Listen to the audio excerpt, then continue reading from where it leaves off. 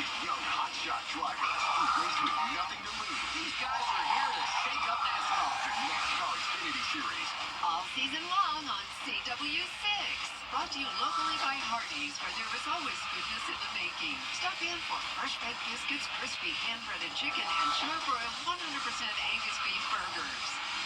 Get the latest video in one click at WJBF.com.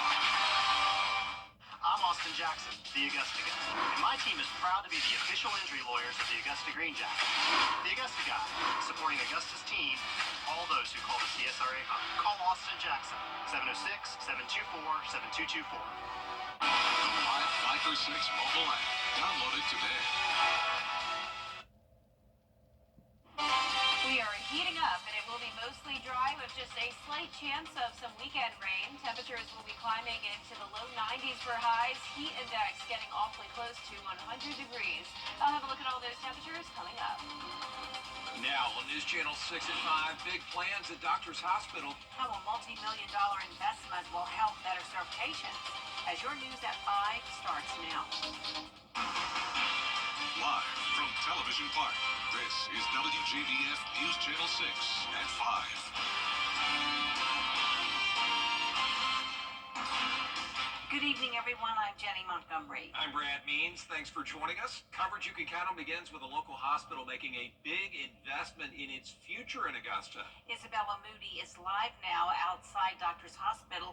Isabella, you spent the day learning more about what that investment means. Doctors Hospital is investing more than $150 million to continue to meet what the CEO says is the healthcare needs of this growing community. The projects range from their freestanding ER in Evans, expansion of 2 hospital towers at the main campus, renovations for program growth, extensive renovation and upgrading equipment across the hospital, and developing a graduate medical education program. We want to make sure that we continue to meet the healthcare needs of our community. And we know as the population in the CSRA continues to grow, we want to make sure that we're able to grow with our community and serve our patients' needs. These expansion projects mean 110 new full-time jobs either at the standing ER or at the main campus. We know that it's important for economic development within our area to continue to provide great roles and positions in our community. Developing a graduate medical education program will allow the hospital to train new physicians. We are currently going through preparations and building out the spaces, for example, where they will be doing simulations and being able to welcome residents to our facility. There is such a need for physicians across the country and especially here in the CSRA. The freestanding emergency room is about halfway done and will be a full-service ER, providing the same level of care as an ER in a hospital with CT, X-ray, laboratory, and pharmacy services. It will also have 11 treatment rooms, one being a triage room. This freestanding ER allows patients to get that life-saving care more timely and closer to home. The freestanding emergency room is not an urgent care, and they expect it to be open later this year. Jobs are posted if you're interested. Live in Augusta, Isabella Moody, WJBF News Channel 6. Back to you guys. Thanks a lot, Isabella. Time now for a first check of the weather. So let's check in with our chief meteorologist, Jenna Petracci. Well, each day is getting drier, which is great news after all the rain we saw over the weekend and into early this week. Right now on Live Viper 6, I was tracking one spotty shower that developed here in Richmond County. Now there's pretty much no rain, just a spotty shower there to the south of Jackson, heading into South Carolina. But right now on our Terry Lambert Hyundai Skyview cam at the airport, definitely a lot of cloud cover today, but we still had our fair share of sunshine earlier this afternoon, and that helped us to warm up. 3 degrees warmer in Augusta than yesterday, but 14 degrees warmer in Sparta. Yesterday, they were having a big shower come through around this time. So now that it's dry, temperatures are sitting in the 80s across the board. 84 in Louisville, 80 in Thompson, Augusta 83, 81 in Crawfordville, and 83 in Waynesboro. Our dew points are still high in the mid to upper 60s and even a dew point of 70 in Evans. So even though we're not seeing the storms anymore, we do still have a lot of moisture in the air with winds out of the south. 14 miles per hour in Augusta, 11 in Edgefield, 12 in Saluda. Canada. Now, you can see here on satellite and radar just to our east around Columbia, there's actually some strong to severe storms. It's possible that we could have a few more showers and weak storms develop this evening, but for the most part, we will be dry. Here's a look at your evening planner going down into the upper 70s by 8 p.m., 73 by 9 p.m. Partly cloudy with a low of 64 tonight, and look at these temperatures up to 93 with a high heat index on Friday. I'll have more details on your forecast into this weekend coming up, but back to you, Brad. All right, Jenna, thanks. An investigation underway in Richmond County after a stabbing. It happened Tuesday at an apartment complex on Windsor Spring Road. The woman who was stabbed went to the hospital in critical condition. Officers did question two people there at the complex. They say the woman who was stabbed was trying to break into an apartment. She started a fire by the door to gain entry. When the homeowner opened the door, she actually stabbed the person who was trying to gain entry. That person then left the scene, called 911, said she had been stabbed, but the investigation revealed she was stabbed in self-defense as she was trying to enter someone else's apartment. The woman has been released from the hospital and booked into jail, where she's charged with arson and criminal trespass. There could be more charges. Resolving conflicts before they turn deadly. That's one goal the new administration at the Richmond County Sheriff's Office is working on. Graham Lee shows us how. Sheriff Eugene Brantley says it's his mission to continue prioritizing the safety of the public and his officers. He wants his deputies to be able to handle encounters without lethal force. So that's why the Sheriff's Office spent the morning getting a demonstration from a company that specializes in making non-lethal weapons for law enforcement. Pepperball is a Chicago-based company that has been making non-lethal weapons for law enforcement for more than 20 years. A lot of law enforcement weapons are impact, right? And we are just area saturation based with the option to directly impact somebody. And plus our product is so non-lethal, families drop their kids off to play paintball on a Saturday, and our product is almost identical to everything that they're using. The Richmond County Sheriff's Office joining other local law enforcement agencies for a demonstration of how Pepperball's various products are used. The Cobb County Sheriff's Office is one of 5,000 across the country that currently have the technology installed. The results have been positive. Mesa, again, roughly the same population size, same number of officers. They've had, by their account, 10 times where they did not have to use their firearms. So 10 officer-involved shootings that they've been able to avoid because they've been able to de-escalate the situation using Pepperball. According to the Sheriff's Office, data shows police departments using this training see 30 to 50% fewer use of force complaints and lower injury rates for civilians and officers. Sheriff Brantley says it's an option worth looking into, as many deputies are encountering more situations involving people with mental illness. They really don't fully understand what they're doing because they don't have the mental capacity to process what's actually going on. And so this is one of the ways we can still accomplish our goal of bringing some sense of normalcy to the situation. Sheriff Brantley says they have not installed the system yet, but it's an option they will consider following Wednesday's demonstration.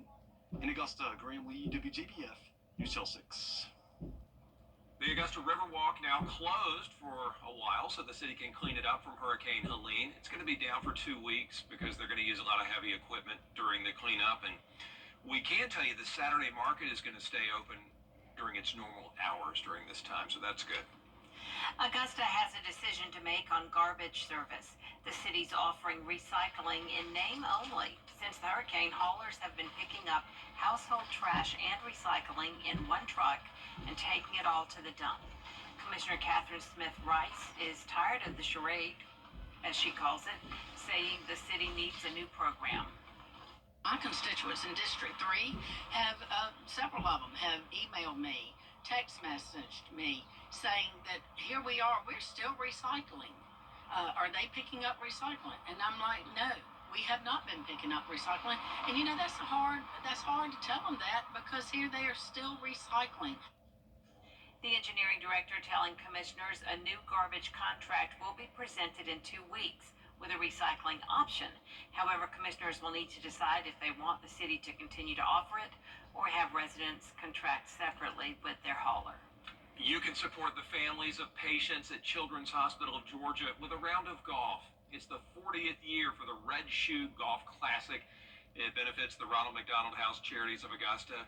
You know, they provide housing and meals and so much more for families when their child's being treated at Children's Hospital of Georgia. Every child wants to be close to their family. Every child wants their mother to be there for them. And when the families are being cared for, they can be less stressed and just really focus on the child, being there, making sure that their needs are being met, and give them the comfort that they need so that they can heal more quickly. Georgia's own credit union is this year's main sponsor for the event, June 2nd at Westlake. To register, just go to the Ronald McDonald House Charities website. Coming up, a decision made on a controversial ruling in South Carolina. What the state's highest court had to say about the 6-week abortion ban when we come back. And it will be a summer-like weekend with hot temperatures and the possibility of some isolated storms again. I'll have a look at your future cast in the next few minutes. We've reached the final. Our equipment and drilling needs covered under one roof. If one of these bad boys crashes into you, their insurance company is going to try to settle with you quickly, but for a lot less. I'm attorney Ken Nugent, and this is my outstanding team. Hi. We're known for moving pretty quickly ourselves. Getting your money fast is crucial for your recovery, so we go for the maximum settlement possible. Faster. How fast, you ask? One call, that's all. Call10.com. It's payback time. I think my personal... Stronger coastlines means a better South Carolina, and a better South Carolina means a better you. Hey, you. Your wife is hot. Yeah, she is. No, not like that, dummy. I mean, she's literally sweating because your AC is on life support. And if you don't call Cool Ray Mechanical soon, things are going to get uncomfortable. We'll have your AC up and running fast, so the only heat you'll feel is the good kind. Cool Ray Mechanical, your Ring Pro partner, has been keeping homes cool, wives comfortable, and marriages intact since 2006. Well, after years of back and forth between Planned Parenthood and the state of South Carolina, there is a decision. The state Supreme Court ruled that abortions after 6 weeks are illegal in the Palmetto State. Caroline Yaffa has more. The state's decision came after a long legal battle over the state's fetal heartbeat law, but it is now set in stone that in South Carolina, you are not allowed to get an abortion after 6 weeks of pregnancy. The South Carolina Supreme Court has now sided with the state's interpretation of when a fetal heartbeat begins, marking it at 6 weeks. It was challenged by Planned Parenthood. They argued it's around 9 weeks. Governor Henry McMaster says the court's ruling has defended the right to life, and time again, we have prevailed. His office sent me this statement that reads in part, "Today's ruling is another clear and decisive victory that will ensure the lives of countless unborn children remain protected, and that South Carolina continues to lead the charge in defending the sanctity of life." Jace Woodrum from the American Civil Liberties Union sent me this statement that reads in part, "Many people do not find out they're pregnant until after the 6-week cutoff, and the list of exceptions is so narrow that doctors are struggling to provide life-saving reproductive care for fear of criminal prosecution. There is still a bill in the State House that would ban abortion completely, except for emergencies. In Columbia, I'm Caroline Yaffa." Former clerk of court Becky Hill, best known for her role in the high-profile Alec Murdaugh murder trial, was arrested. Still ahead, a child in Aiken fighting a brave battle. How the community is coming together to support his journey after the forecast. Weather headlines on WJBF News Channel 6. Brought to you by Hickson Roofing. If your roof needs fixing, call Mr. Hickson.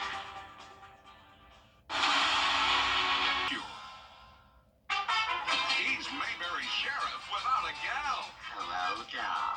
Will Andy go a courting with Bachelorette number 1? She's a real nice lady, Pa. Number 2? Pa, that girl can do everything. Or number 3? I'm getting goosebumps just thinking about it. Play along in the game of love. Just think, one of them might be the next Mrs. Amy Tate. On the Andy Griffith Show. Weeknights starting at 8 on MeTV. WJBF 6.2.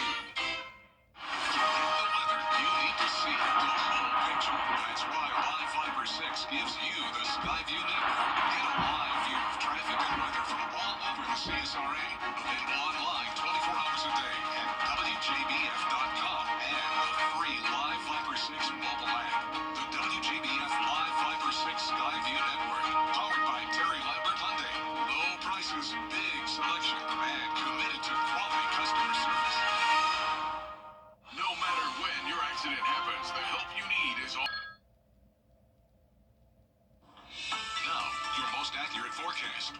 WJBF Live Viper 6.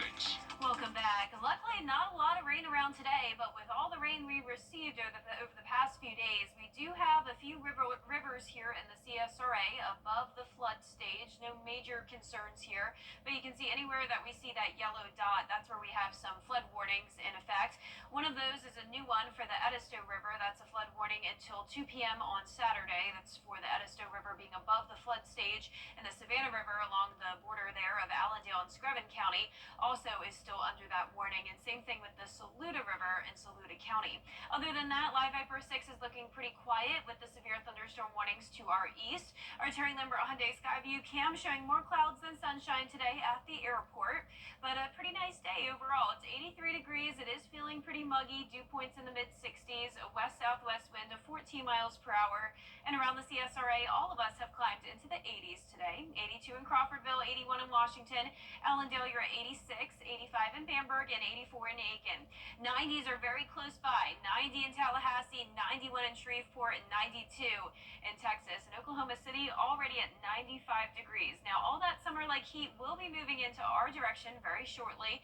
Notice we have this warm front that'll be lifting to our north, and this low-pressure system that's brought us the rain over the past several days is finally exiting out towards the northeast. So for your Thursday forecast, we're finally going to have more sun than clouds. Temperatures starting out in the mid-60s, climbing into the upper 80s in the afternoon and evening. Now, believe it or not, we have still not had a 90-degree day for this year yet.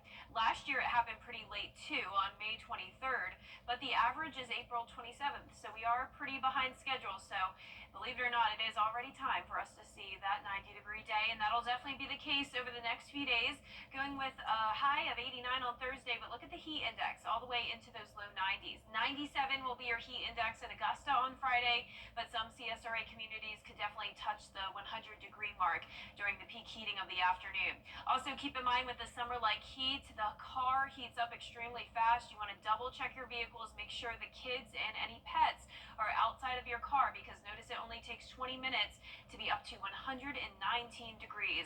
Those rain chances aren't going to cool us off much. We're going to be dry for the most part, just a 20% chance Saturday through Monday, and then some more rain chances later into next week. Our long-range futurecast model starting out Friday night is showing a dry start to the weekend, so Saturday morning and afternoon looks good, but we will have this approaching front, and that could bring us some isolated showers and storms Saturday evening into early Sunday morning. So just keep that in mind if you're headed up to the lake or plan on spending some time outside.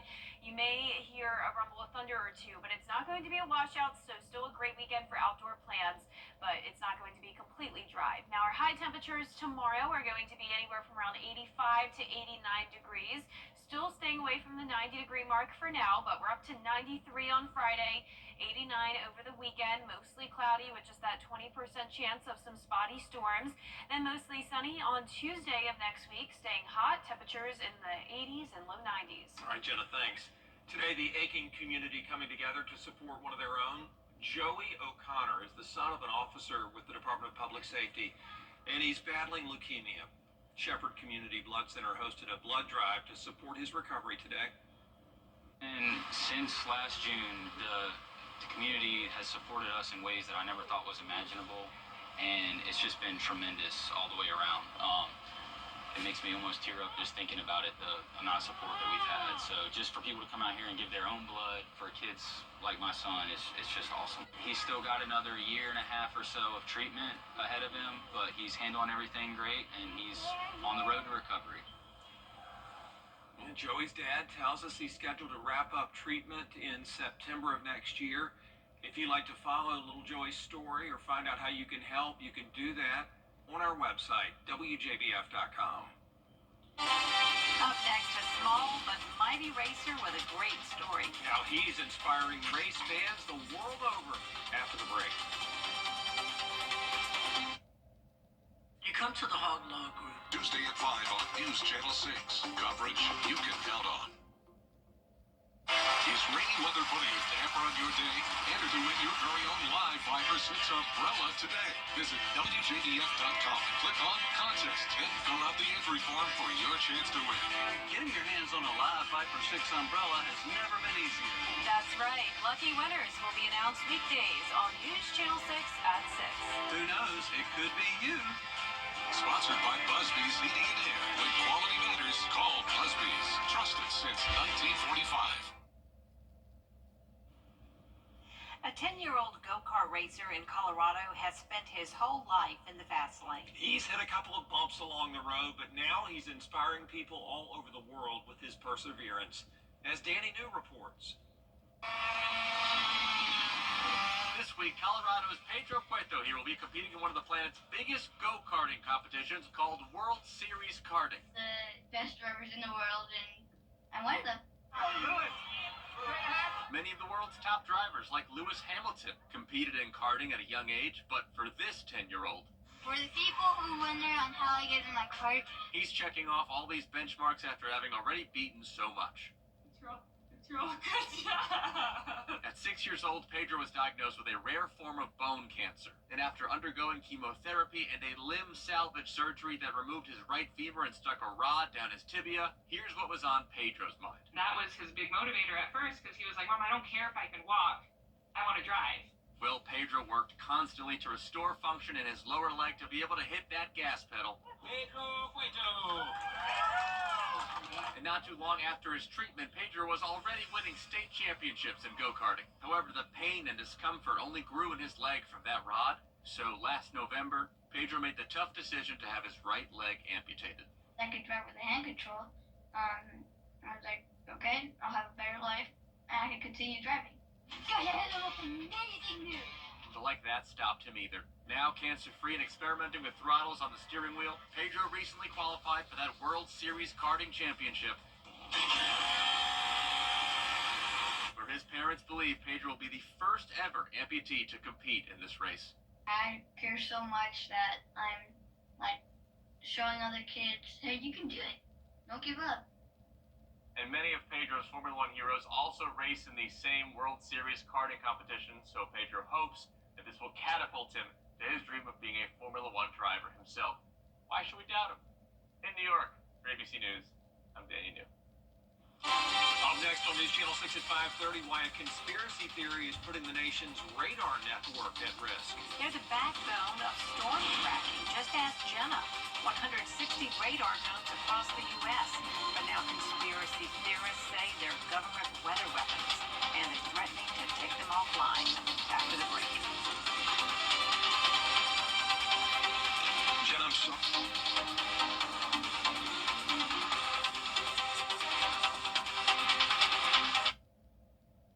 WJBF News. Recipes. You don't want to miss it this week. Thursday at 12:30 on News Channel 6. The Live 5 for 6 Skyview Network, sponsored by Terry Lambert Hyundai. After all that rain and the cool down, we are switching gears and talking about hot and dry weather now throughout the next several days as well. We could have a few weekend showers though, and I'll have a look at that coming up. Live from Television Park, this is WJBF News Channel 6 at 5:30. Topping today's headlines, Doctors Hospital is investing more than $150 million into expanding care across the CSRA, from building a new emergency room in Evans to upgrading hospital equipment and launching a program to train future physicians. The project will also bring over 100 new full-time healthcare jobs to the region. The Richmond County Sheriff's Office is exploring new non-lethal options to help deputies safely resolve high-risk situations. The department recently joined a demonstration of pepper ball, a tool designed to de-escalate without deadly force, especially in encounters involving mental health crises. The Aiken community is rallying behind young leukemia patient Joey O'Connor. He's the son of a local public safety officer. A blood drive was held in his honor today to support his ongoing treatment, which is expected to continue through next September. Good evening, everyone. Thanks so much for joining us. I'm Dee Griffin. Coverage you can count on begins with the FAA releasing new information about the ATC radar screen outage last